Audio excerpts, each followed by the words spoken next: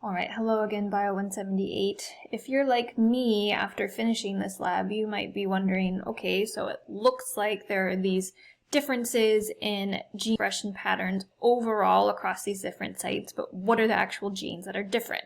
That's always one of the things I'm most interested in, is what are the actual differences at the molecular level that are contributing to these broader physiological and phenotypic differences. So I wanted to explain some of that for you.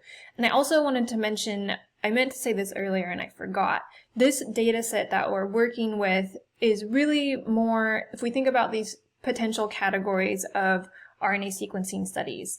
Some of the RNA sequencing studies are looking at gene expression levels, just taking individuals directly from the field.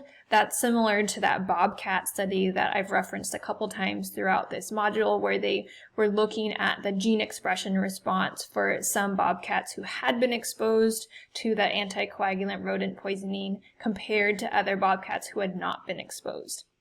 So this study is similar to that in the sense that we were taking mussels in many cases directly from the field and seeing what their gene expression response was.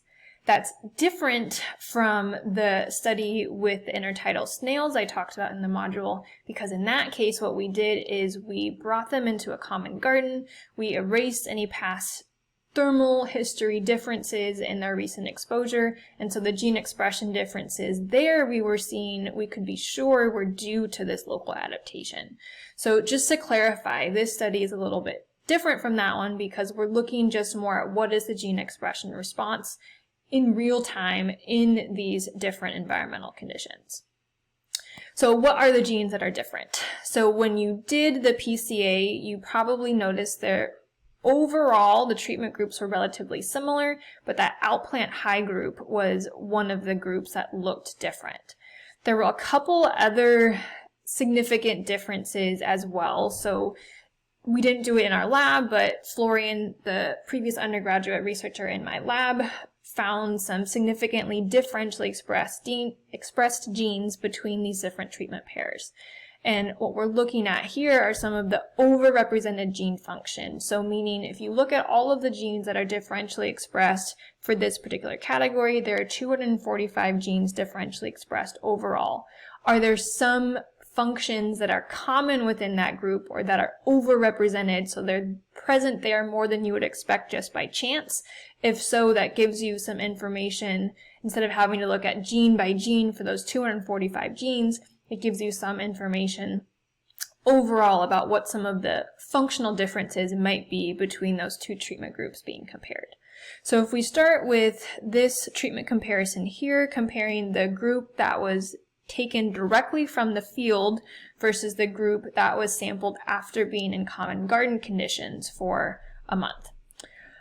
The overrepresented gene functions we see are related to cilia and motility, movement.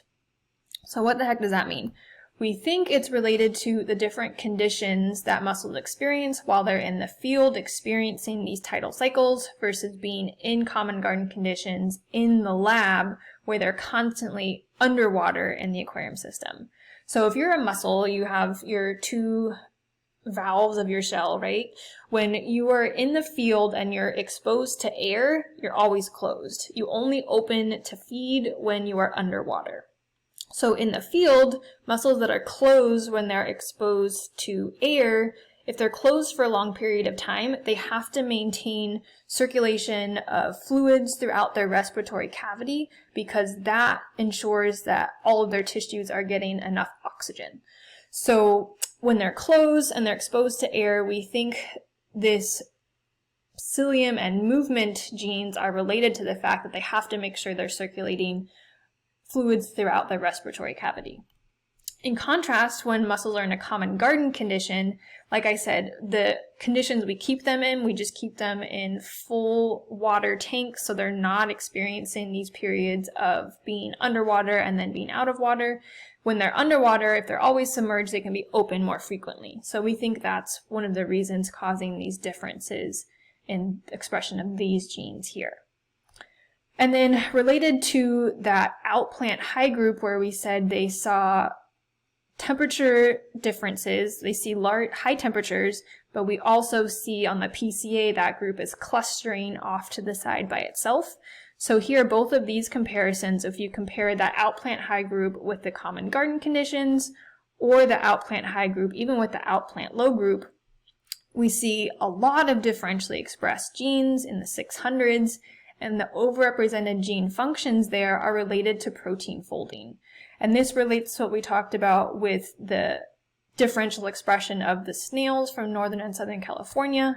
This protein folding is related to these heat shock proteins, where again, when you experience high temperature heat stress conditions, the proteins become denatured and unfolded, and the heat shock proteins are the ones that come in, the chaperones that help to refold that protein to its proper conformation so it can do its job right.